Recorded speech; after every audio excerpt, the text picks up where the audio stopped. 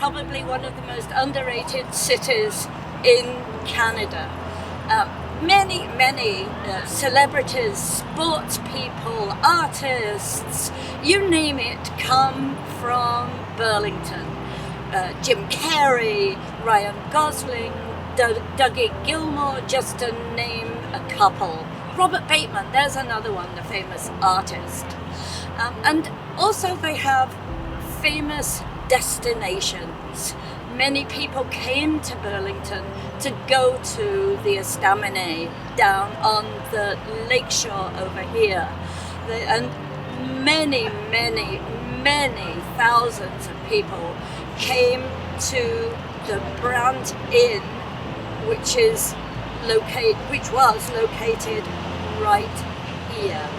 Well, that is the end of the story, and I'm going to take you back to the beginning of the story and how it all started.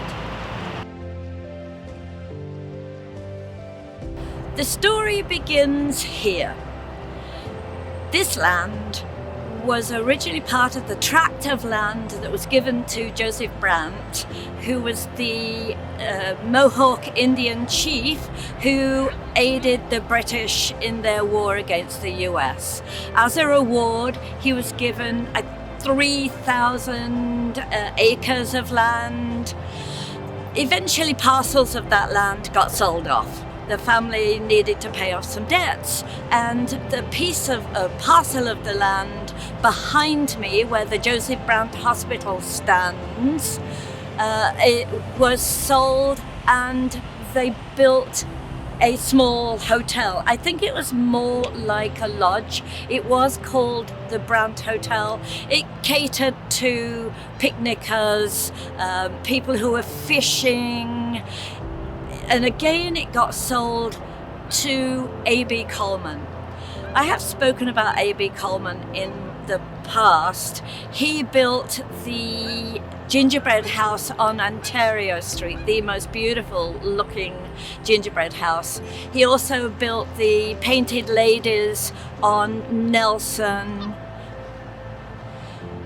A.B. Coleman built his own hotel. It wasn't a resort, it was a hotel. It had 300 rooms, it had a wrought iron elevator, it had a large dining room, it had heating, it had, I'm not sure if it was air conditioning, but he did have some sort of air heating. He also retained the old hotel, the original hotel, as an annex to his resort hotel. He also built a gentleman's club not far away, and one of the issues with his hotel was that it was in a dry county.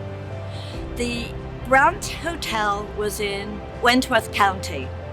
The Gentleman's Club was in Halton County. So he was able to have gentleman clientele there. He could serve them liquor. They played billiards. They did kind of manly stuff at the Gentleman's Club. In 1917, the government expropriated his hotel, and they turned it eventually into a veterans hospital. So Coleman turned his attention to the Gentleman's Club, and he then turned that into a new hotel called the Brant Inn. In 1925, the Brant Inn burnt down.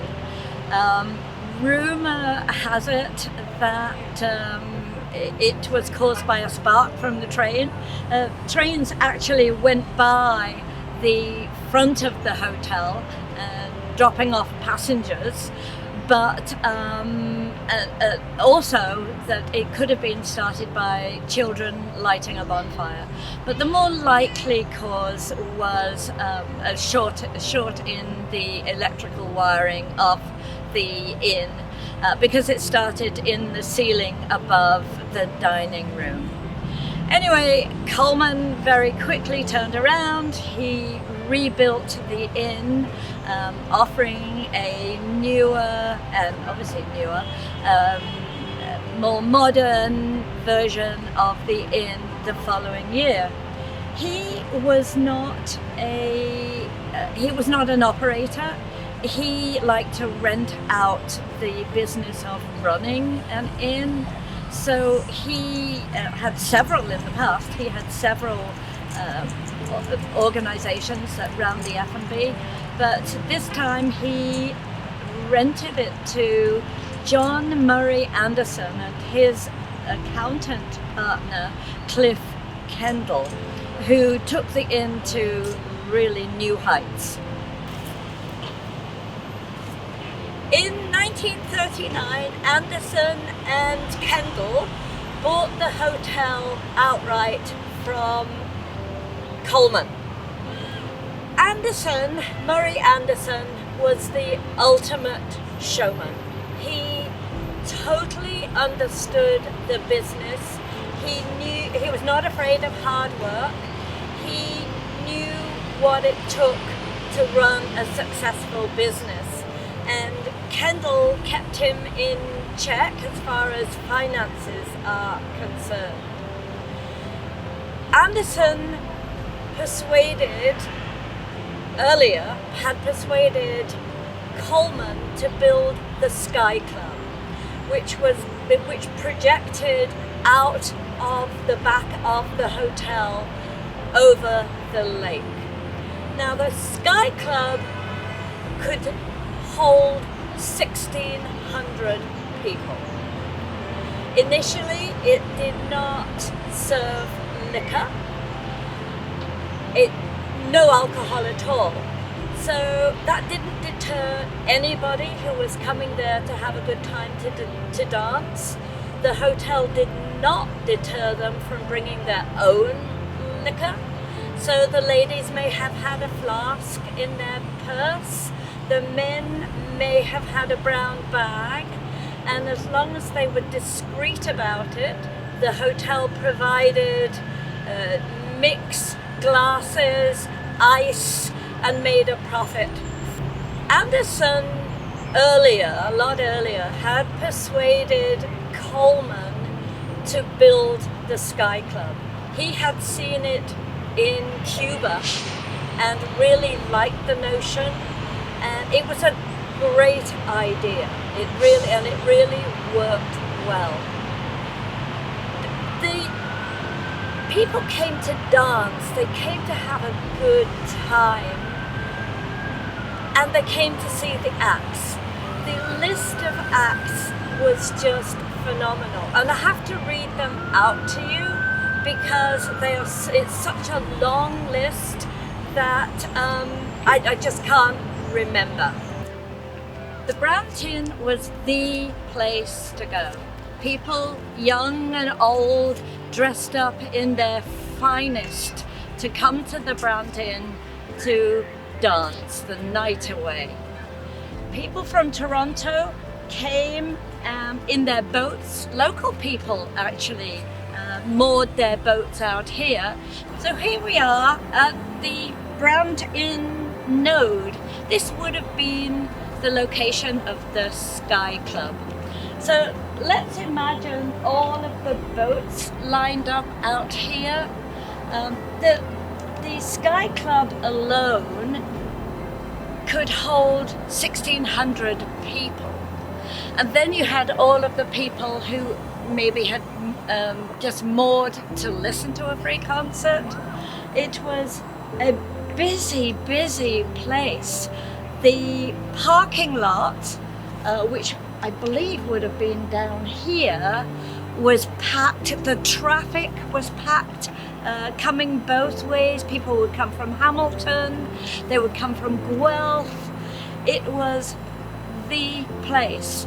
On Fridays and Saturdays, I believe there was a radio show that went across Canada and later on went into the US, and it broadcast the music from the Brant Inn.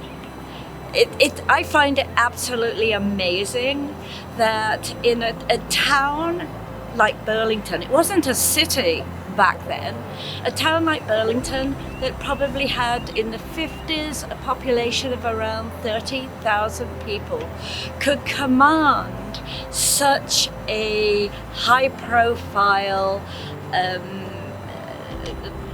not just clientele, but people to perform. The performers were coming here to Burlington. They didn't go to Toronto to perform.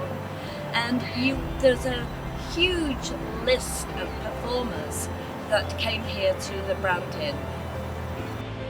So we had Frankie Laine, Benny Goodman, Ella Fitzgerald, Louis Armstrong, Rudy Valle, Victor Borge, Oscar Peterson, Liberace, Sophie Tucker, Xavier Cugat, Martha Raye, Lena Horne, Pearl Bailey, Victor Damone, Woody Herman, Bobby Rydell, and of course, Jayne Mansfield.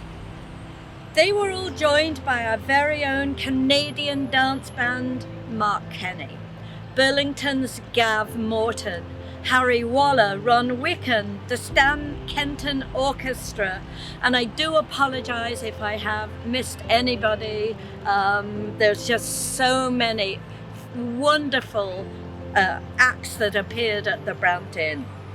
Frank Sinatra was asked, but apparently he was just too expensive. He asked an arm and a leg and a ransom, and he didn't come. They just couldn't afford him. There are many fun stories about the Brant Inn over the years, but one of my favorites is from a gentleman, a long-time Burlington resident, Bill Davidson, who in June of 1963 met Jayne Mansfield. Now, Jayne Mansfield, as some of you may know, but others may be just too young to know this, Jayne Mansfield was a sex symbol superstar, blonde hair and large attributes. She used to perform very scantily dressed. In fact, in some cases there were maybe just a few sequins that covered parts that should not be uncovered in public. And the then Chief of Police of Burlington declared that if Jayne Mansfield came to the Brant Inn and wore that scanty costume, he would arrest her. So Jayne Mansfield came to the Brant Inn.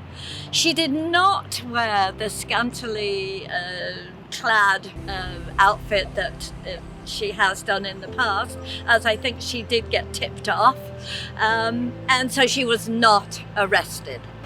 By 1964, the fortunes of the inn began to fade. They had hosted the Miss Canada pageant for several years, and that became televised, so they lost that business. The O'Keefe Centre in Toronto opened, which attracted a lot of the big name artists. They could pay more. The artists didn't have to travel as much, and now the Brant Inn could not afford to pay the going price. Murray Anderson became ill and eventually sold the business to an investment company. And he sold it for £500,000. They auctioned off all of the interior, the goods, the chattels of the inn, and the inn closed. The investment company had really big plans for the land, which never materialized. And eventually the land was sold to the city of Burlington. And this is why we are here in Spencer Smith Park. Beautiful, beautiful setting, which seems a fitting end for a wonderful hotel such as the Brant Inn. Well, that's a wrap, and 1,000 Words has brought you another story about this absolutely fantastic city that we live in and the history of it.